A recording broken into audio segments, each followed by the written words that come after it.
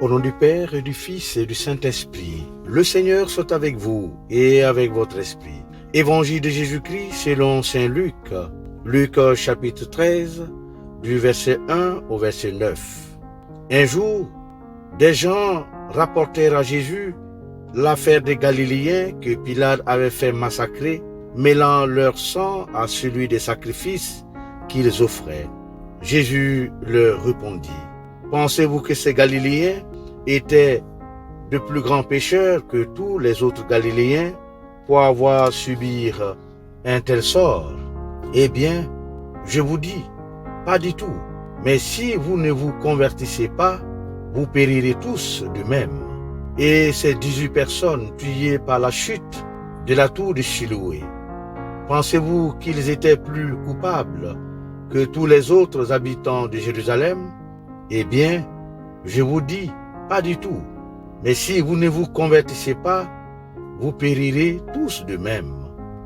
Jésus disait encore cette parabole. Quelqu'un avait un figuier planté dans sa vigne. Il vint chercher du fruit sur ce figuier et n'en trouva pas. Il dit alors à son vigneron: Voilà 3 ans que je viens chercher du fruit sur ce figuier et je n'en trouve pas. Coupe-le. À quoi bon le laisser épuiser le sol?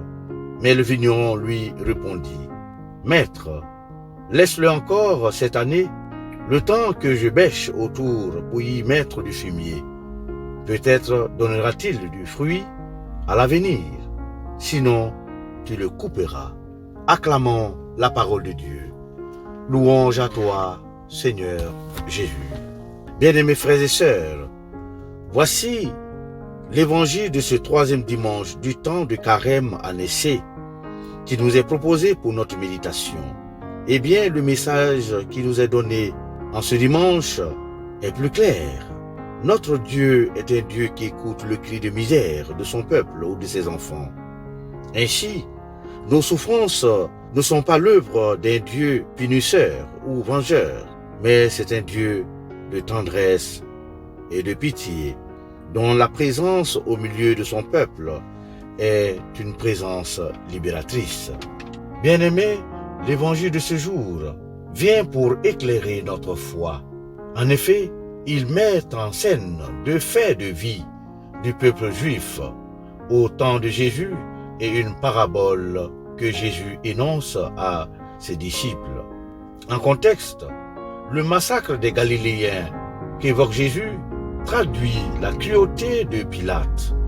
En effet, venus en pèlerinage à Jérusalem, les Galiléens sont accusés d'être contre l'occupant romain, car c'est à Galilée, à l'époque de Jésus, que commença la révolte contre l'occupant romain avec Judas le Galiléen. C'est ainsi qu'ils subissent le massacre lorsqu'ils arrivèrent à Jérusalem pour offrir leur sacrifice. Outre ce fait, l'Évangile évoque celui des 18 personnes tuées dans la chute de la tour de Siloé. Frères et sœurs, à méditer les propos de Jésus sur ces 2 faits, on comprend dès lors qu'il semble répondre à une question existentielle liée à notre nature humaine, celle de l'origine du mal, des souffrances ou des malheurs. Eh bien, il nous arrive le plus souvent, frères et sœurs, de nous interroger au milieu des difficultés, des souffrances ou des angoisses. Qu'est-ce que j'ai fait pour subir un tel sort? Ou encore, pourquoi toujours c'est moi qui connais les échecs de ma vie?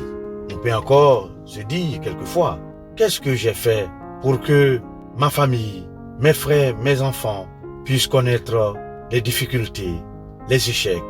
Mon frère, ma sœur, à nous laisser pénétrer par l'évangile de ce jour, il est clair qu'il n'y a pas de rapport entre la punition et le péché, ou encore il n'y a pas de lien étroit entre la souffrance et le péché. Cependant, dans notre vie chrétienne, nous devons comprendre lorsque adviendront les difficultés, les échecs ou les situations angoissantes, nous devons garder la confiance en Dieu.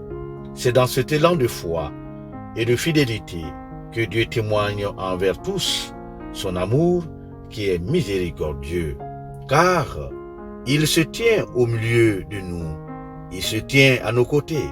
Il ne veut pas notre destruction, mais il veut que nous puissions vivre. Son amour, c'est sa sensibilité à nos situations existentielles. Mais ce qu'il désire pour nous, c'est notre liberté et notre salut. D'où l'invitation à la confiance et à la conversion qui se traduisent par la parabole du figuier stérile. Eh bien, le Seigneur nous fait confiance. C'est pourquoi nous, à notre tour, nous devons emprunter une démarche de confiance et de conversion.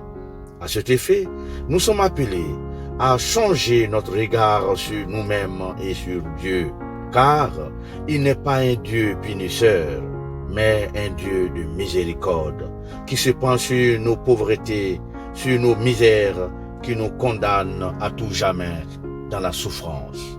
Frères et sœurs, ce dimanche donc nous invite à la confiance en Dieu pour échapper à la souffrance de notre âme. De ce fait, il nous faut faire un déplacement dans la foi afin de découvrir le projet bienveillant de Dieu sur nos vies. Autrement dit, c'est lorsque nous aurons à tourner nos cœurs au Seigneur que le monde plein de méchanceté, de misère, d'hypocrisie, d'injustice, de haine, etc., retrouvera un autre visage pour plus de bien-être. Puisse le Seigneur, lui, la source de toute bonté, nous aider à guérir de nos péchés par le jeûne, la prière, le partage, en prenant soin de nous et des autres. Amen.